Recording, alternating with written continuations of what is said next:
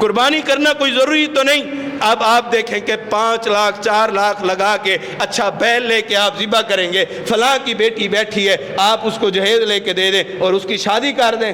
یہ ملحدین, یہ کفار مسلمانوں سے قربانی کا جذبہ ختم کرنے کے لیے انہوں نے یہ بات ڈالی ہے کہ یہ قربانی سے ان کو دور کیا جائے. اور یہ اس لیے کہا جا رہا ہے اچھا یہ قربانی کا جانور تو ذبح نہ کر اور اس کے پیسے اٹھا کے کسی یتیم بچی کو دے دے. تجھے یہ فکر اس وقت نہیں آئی جس وقت تو نے اپنے موٹر سائیکل کو تبدیل کر کے گاڑی میں کیا؟ اس وقت تجھے یہ فکر نہیں آئی؟ تیرا موٹر سائیکل پہ گزارا ہوتا تھا, 1,00,000 1.5 لاکھ میں گزارا ہو رہا تھا. جس وقت تو نے 25 لاکھ کی گاڑی لی ہے تو دیتا, اوپر جو 24-25 لاکھ اکٹھا کیا تھا وہ ایک نہیں تو 5 بچیوں کے رشتے آگے کروا سکتا تھا, 5 بچیوں کو دے سکتا تھا. صرف قربانی کے مسئلے کے اندر یہ بات آ جاتی ہے آپ اپنی ضروریات کو کم کر کے ان میں سے دیں. موبائل کو لیتے ہوئے اب اس میں حصہ اس میں سے نکال کے دیں, اس میں سے نکال کے کیوں نہیں دیتے؟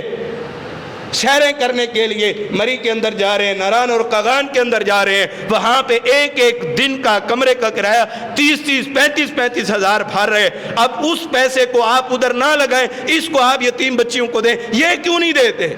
اب صرف یہی قربانی کے پیسے بچے تھے. یہ صرف یہودیوں کا ایک کوشش ہے کہ وہ ہمیں ان قربانیوں سے روکنا چاہتے ہیں. ٹھیک ہے, آپ کے معاشرے کے اندر بیوہ عورتیں بھی موجود ہوں گی, یتیم بھی موجود ہوں گے, مسکین بھی موجود ہوں گے, لیکن یاد رکھیں ان کا بھی حق ہے, لیکن قربانی کی سنت کو بھی نہ چھوڑیں. آپ الگ الگ طور پہ اپنی رقم جمع کریں اور ان کو دیں, کوئی حرج نہیں ہے.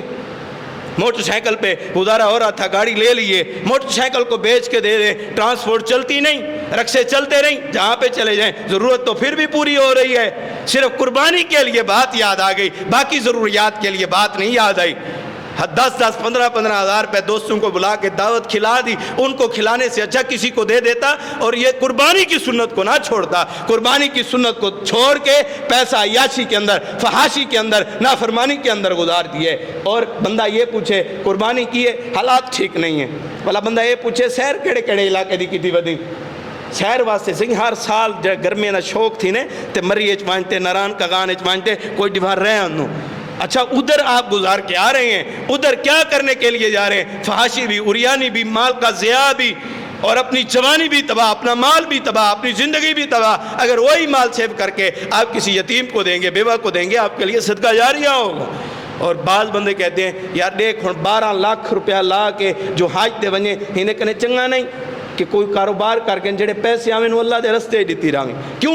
حج سے روکنے کی کوشش ہے کہ یہ بندہ حج نہ کرے. اور یاد رکھیں کیا خوش نصیب ہے وہ بندہ جن کو اللہ تعالی حج کی سعادت عطا فرما دیتے ہیں. اللہ کے پیغمبر صلی اللہ علیہ وآلہ وسلم نے فرمایا جس وقت یہ بندہ حج کرتا ہے اور حج کرنے کے بعد اللہ کہتے ہیں اے بندے میں نے تیری زندگی کے سارے گناہوں کو معاف کر دیے, گویا کہ تو ایسے ہو گیا جس طرح آج ہی ماں کے پیٹ سے باہر آیا ہے. 12 لاکھ لگا کے اپنی ساری زندگی کے گناہ معاف کروا سکتا ہے, لیکن یہ پیسے بچا کے اس کو دوسرے کام پہ لگا کے یہ گارنٹی نہیں مل سکتی. ساری زندگی بھی تو خرچ کرتا رہے, یہ گارنٹی نہیں مل سکتی. اور بڑی خوش نصیبی ہیں, بڑی خوش نصیبی ہیں. ایک یہ, اور دوسری بات یہ ہے کہ جس وقت یہ حجاج اکرام اللہ تعالیٰ ان کے بڑا قریب آ جاتے ہیں اور اللہ تعالیٰ اپنے فرشتوں سے پوچھتے ہیں اے میرے فرشتوں یہ کیا مانگتے ہیں؟ فرشتے کہتے ہیں اللہ یہ بڑے بڑے دور دراز علاقوں سے, ملکوں سے اکٹھے ہوئے, آج انگلش بولنے والے, آج فارسی بولنے والے, آج عربی بولنے والے, آج اردو بولنے والے, آج پنجابی اور سرائکی بولنے والے, آج سارے کھڑے ہو کے لبیک اللہم لبیک کہہ رہے ہیں. اے اللہ ہم تیرے لیے حاضر ہو گئے, اے اللہ ہم تیرے لیے حاضر ہو گئے, ہم نے اپنے مال کو بھی اپنی جان کو بھی تیرے لیے قربان کر دیے. اللہ کہتے ہیں بندے چاہیے کیا؟ یہ بندے کہتے ہیں اللہ ہمیں معاف کر دے. اللہ کہتے ہیں جاؤ بندے میں نے تم کو معاف کر دیا ہے. اور اللہ کے پیغمبر صلی اللہ علیہ وسلم نے فرمایا جتنی معافیاں اللہ تعالیٰ ان ایام میں اور ان دنوں میں اپنے بندوں کو دیتے اتنی معافیاں اللہ تعالیٰ کسی بھی دن اپنے بندوں کو نہیں دیتا.